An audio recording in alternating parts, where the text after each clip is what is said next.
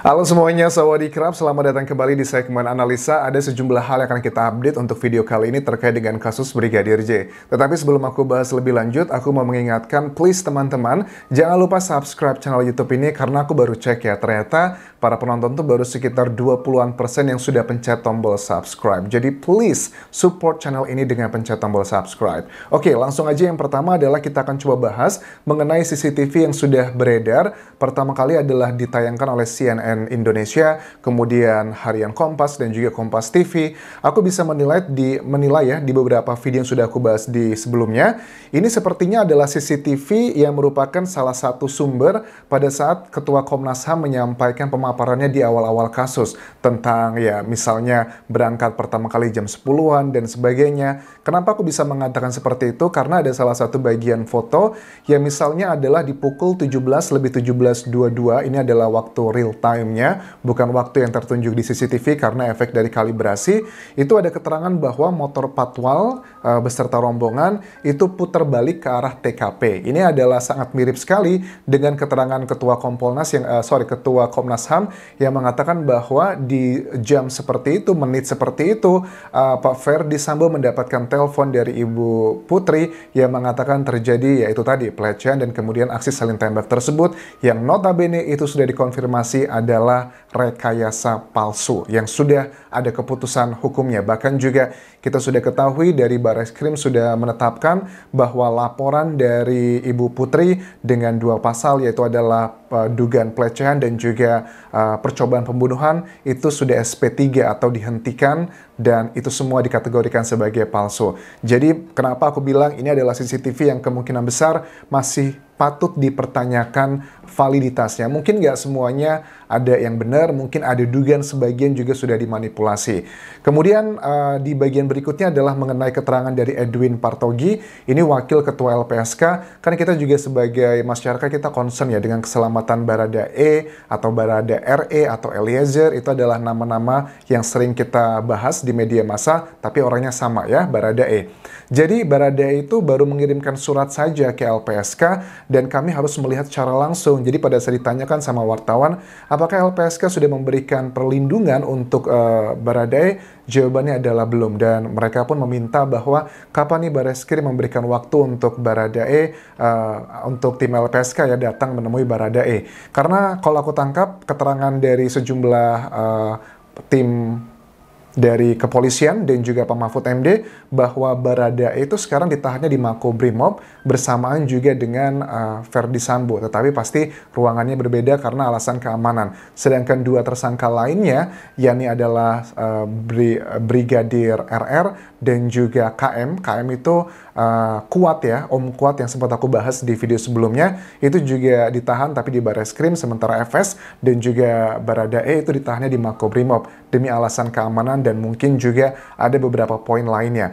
Dan satu hal yang harus kita ketahui juga teman-teman bahwa kalau aku tangkap keterangan dari Sugeng Teguh Santoso, Ketua Indonesian Police Watch, kita harus mendukung tim SUS karena sepertinya juga menurut beliau sekarang ini loyalis atau orang-orang yang setia dengan Ferdy Sambo itu mulai mengeluarkan serangan-serangannya tidak hanya secara ancaman. Kalau ancaman mungkin bisa ditangani dengan anggota Brimob yang sudah mengawal mengamankan proses pemeriksaan ke semua tersangka ataupun juga saksi, tetapi juga di media massa ataupun juga secara internet begitu ya. Karena posisi Ferdy Sambo ini kan sebagai polisinya polisi, jadi dia ini tahu nih orang-orang atau juga jenderal-jenderal, oknum-oknum polisi yang memiliki permasalahan hukum atau permasalahan pidana, si Ferdy Sambo ini tahu rahasianya. Jadi makanya dikatakan sekarang kita kawal dulu aja kasusnya ini Ferdy Sambo, kita dukung tim susnya agar beres, kita agak sedikit tutup mata dengan kasus yang lainnya karena mungkin akan terjadi distruksi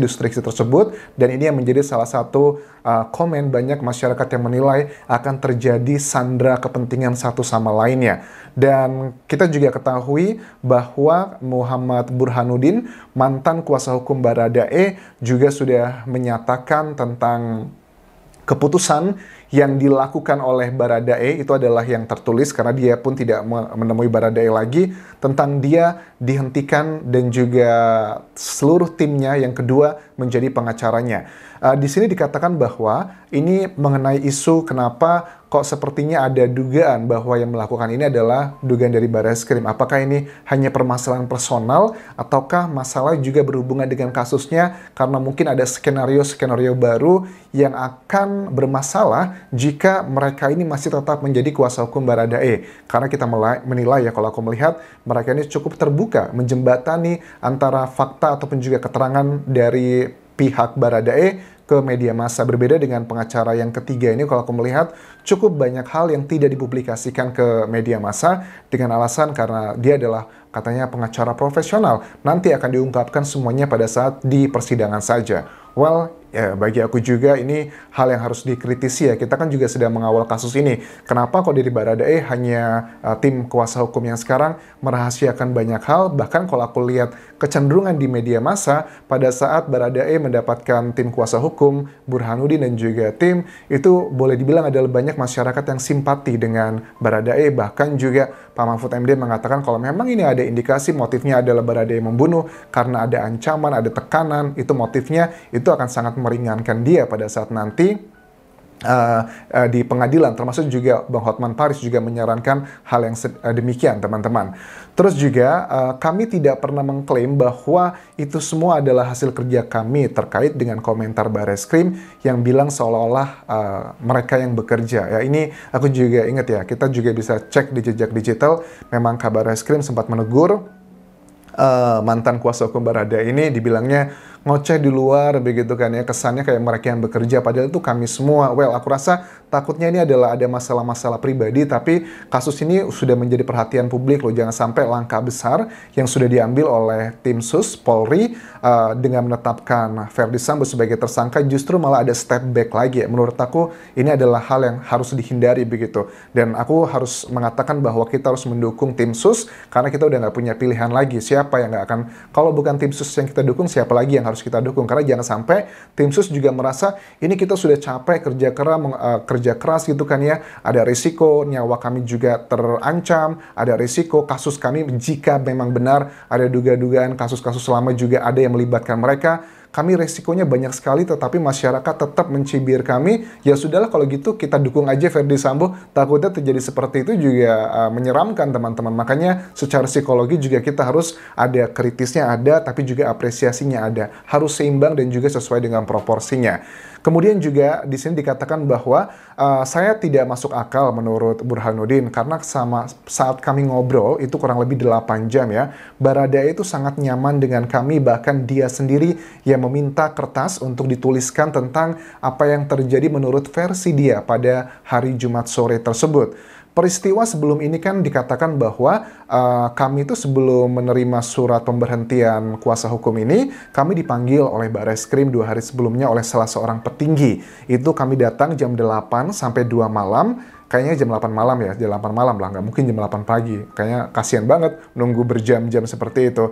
Jadi jam 8 malam sampai jam 2 malam, kami nunggu di ruangan, dan pada saat ada petinggi yang datang, kami diminta Bang untuk mundur saja, begitu dari kasus ini. Tentunya ini ngebuat mereka juga bertanya-tanya, aneh, karena kami itu baru mulai kerja, tapi kok disuruh mundur. Bahkan kita juga tahu, salah satu tim kuasa hukum juga mengatakan, kami menagih fee kami 15 triliun rupiah, akan kami ajukan sebagai tuntutan ini kalau nggak diberikan. Sebenarnya aku tangkap itu bukanlah beneran uang pink 15 triliun, sorry.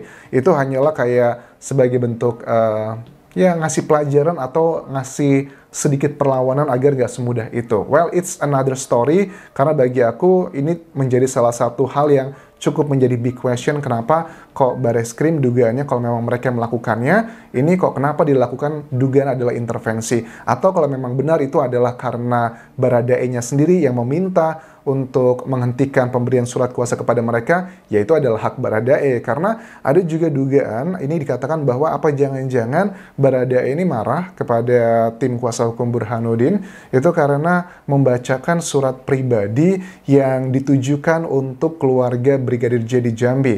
Tapi kan kalian sudah lihat juga, aku sudah bahas dan juga membacakan suratnya apa, aku sudah verbatim di video sebelumnya, kalian cek aja apa isi surat itu. tapi secara keseluruhan isi surat itu tidak ada hal-hal yang sifatnya fundamental atau sifatnya membocorkan tentang apa yang terjadi di hari kejadian.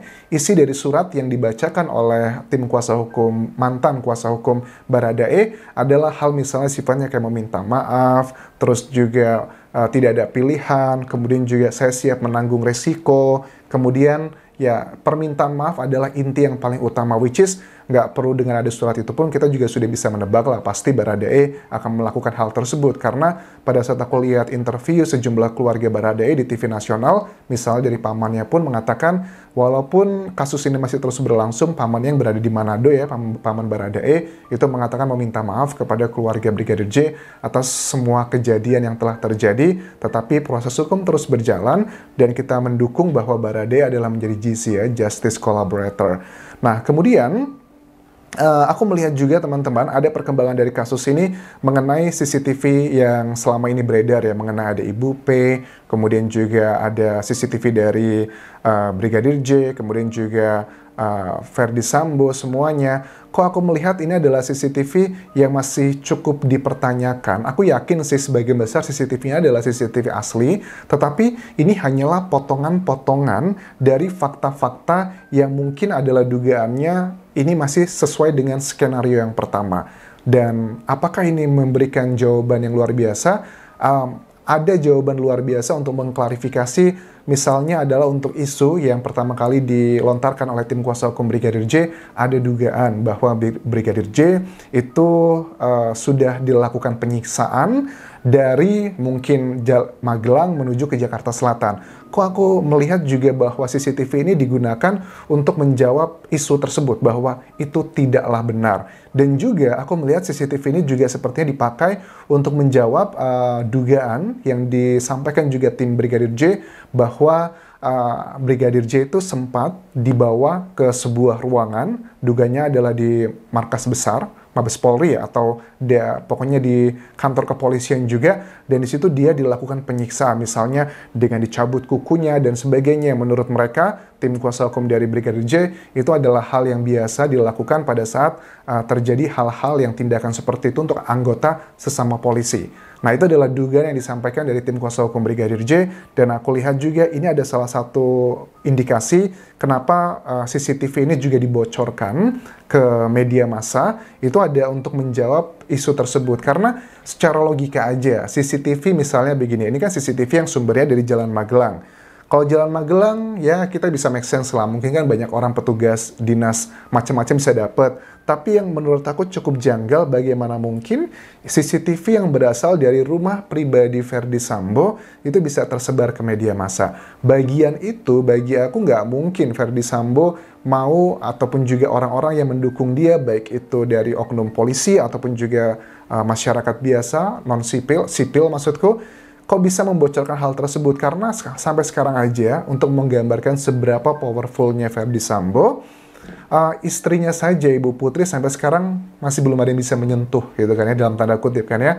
Padahal Ibu Putri pun walaupun dengan beban mental yang luar biasa secara psikologi, terlepas apa penyebab beban mental tersebut, itu pun waktu Ferdy Sambo diamankan di Makobrimob, dia pun sempat datang kan ya ke Makobrimob menjenguk, tapi tidak diperbolehkan, which is itu juga adalah sejarah pertama kali istri jenderal datang tidak bisa menurut Pak Mahfud MD bertemu dengan suaminya sendiri. Itu adalah terjadi baru kali ini katanya. Tetapi kan ini juga menunjukkan simbol, juga ada yang aneh teman-teman. Kenapa kok bisa bocor CCTV yang menunjukkan Brigadir J datang ke rumah, ada Ferdy Sambo juga datang, Ibu Putri juga datang. CCTV yang dari rumah pribadi kok bisa bocor? Apakah ini adalah sebuah ketidaksengajaan atau sebuah kesengajaan seperti yang disampaikan dari Indonesian Police Watch, ketuanya adalah Sugeng Teguh Santoso, bahwa tim orang-orang yang mendukung Ferdy Sambo sekarang juga sudah mulai melakukan